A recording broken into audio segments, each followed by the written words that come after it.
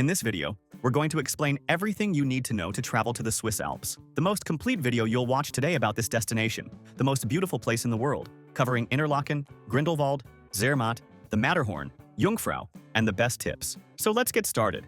The Swiss Alps are the reason people travel to Switzerland. They are the landscapes you see on postcards and chocolate boxes. It's a region of giant snow-capped peaks, waterfalls tumbling into green valleys, turquoise-colored lakes, and fairy tale villages where cars are not allowed. It's a destination of impeccable nature, but it's also one of the most expensive countries in the world, and transportation logistics are the most important part of your trip. But before we talk about the destinations, let's get to the most important logistics. When is the best time to visit the Swiss Alps? Switzerland has two main seasons. The first is summer, from June to September. This is the best time for hiking, trails, seeing the blue lakes, and green mountains. The days are long, with daylight past 9 p.m., and all cable cars and trails are open. The second is winter, from December to March. This is the time for skiing and seeing the Alps covered in snow. It's a magical experience, but many trails will be closed. The worst times are the shoulder seasons like April, May, and November. Many cable cars and mountain hotels close for maintenance. And how many days to stay in the Swiss Alps? The number one mistake is trying to see everything in a short time.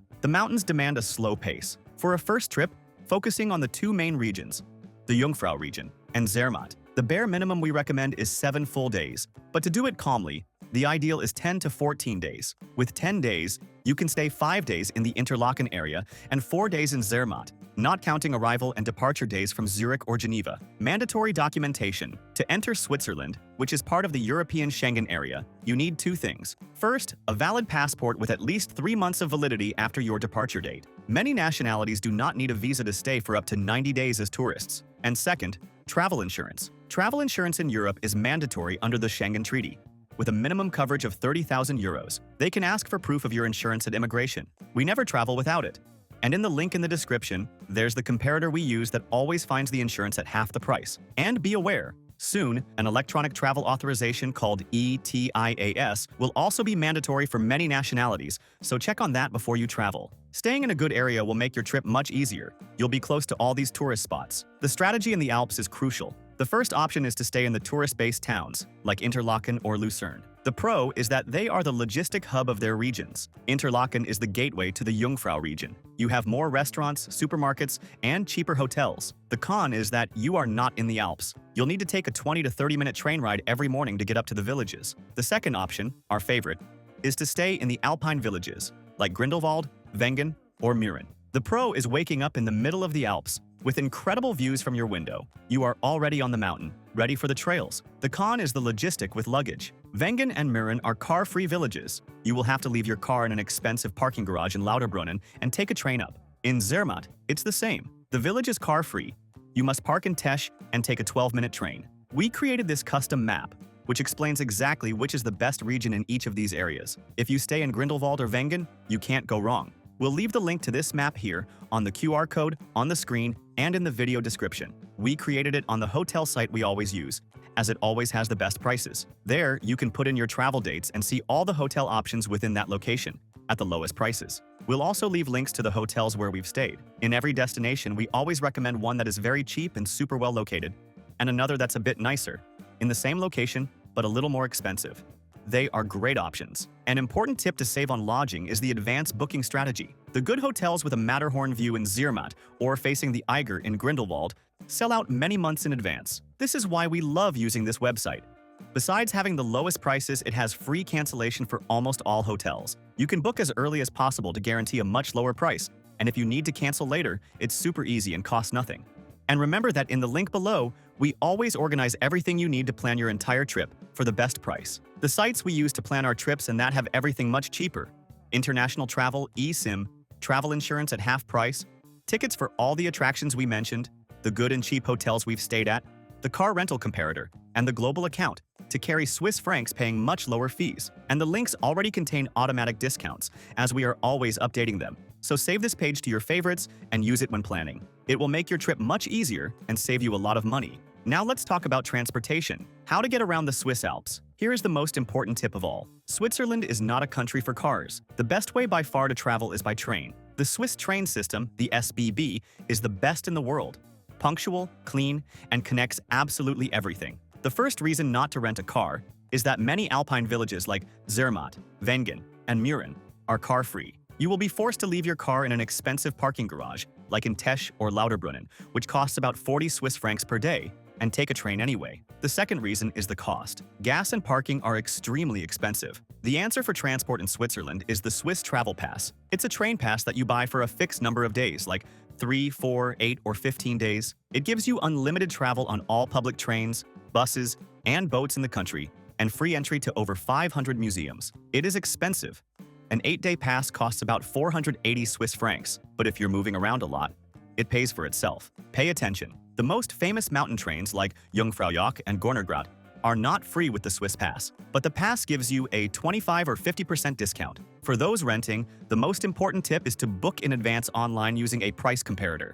It's always much cheaper. We'll leave the link to the comparator we use in the description. Now, for the main regions and attractions. The first and most famous region is the Jungfrau region. The gateway is the town of Interlaken, which sits between two emerald-colored lakes, Lake Thun and Lake Brienz. The number one attraction is Jungfraujoch, top of Europe. This is the highest railway station in Europe, at 3,454 meters. The attraction is the cogwheel train ride that goes up inside the Eiger and Munch mountains. At the top, you visit an ice palace and see the Aletsch Glacier. The logistic is to take the train from Grindelwald or Wengen. The whole round trip takes at least 4 hours. It is the most expensive attraction in Switzerland. The round-trip ticket costs over 200 Swiss francs per person. The Swiss Travel Pass gives you a 25% discount. The second attraction is Grindelwald First. This is the Adventure Mountain. The logistic is a 25-minute cable car ride from Grindelwald. The cable car costs about 70 Swiss francs, round trip. At the top, the attraction is the first cliff walk, a metal walkway attached to the cliff, which is free. You can also come down on a mountain cart or trot a bike.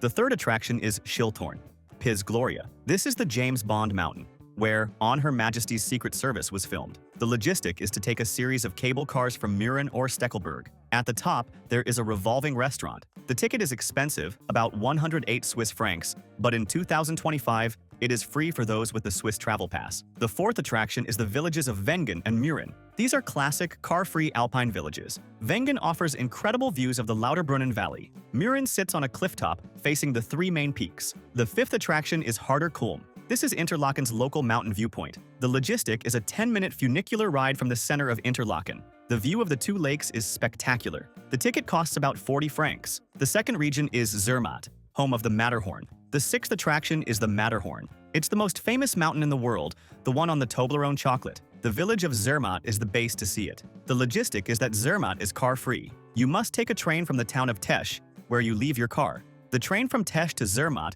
takes 12 minutes and costs 8 Swiss francs one way. The seventh attraction is the Gornergrat. This is the best way to see the Matterhorn. It's a cogwheel train that climbs to 3,100 meters. The logistic is to take the train from the Gornergrat station, which is across from the main Zermatt station. The ride takes 33 minutes to go up. The ticket is expensive, costing about 100 Swiss francs round trip. The Swiss Travel Pass gives you a 50% discount. The eighth attraction is the Matterhorn Glacier Paradise. This is the highest cable car in Europe, taking you to 3,883 meters. From there, you see peaks in Italy, France, and Switzerland. The ticket costs about 120 Swiss francs. The Swiss Pass also gives you a 50% discount. The third region is Lucerne and central Switzerland. The ninth attraction is Mount Pilatus. It's the mountain that dominates Lucerne. The attraction is the Golden Round Trip. The logistic: you take a boat in Lucerne, go up the world's steepest cogwheel railway, and come down by cable car. The whole trip costs about 110 Swiss francs, but you get a 50% discount with the Swiss Travel Pass. The 10th attraction is the Kapellbrücke,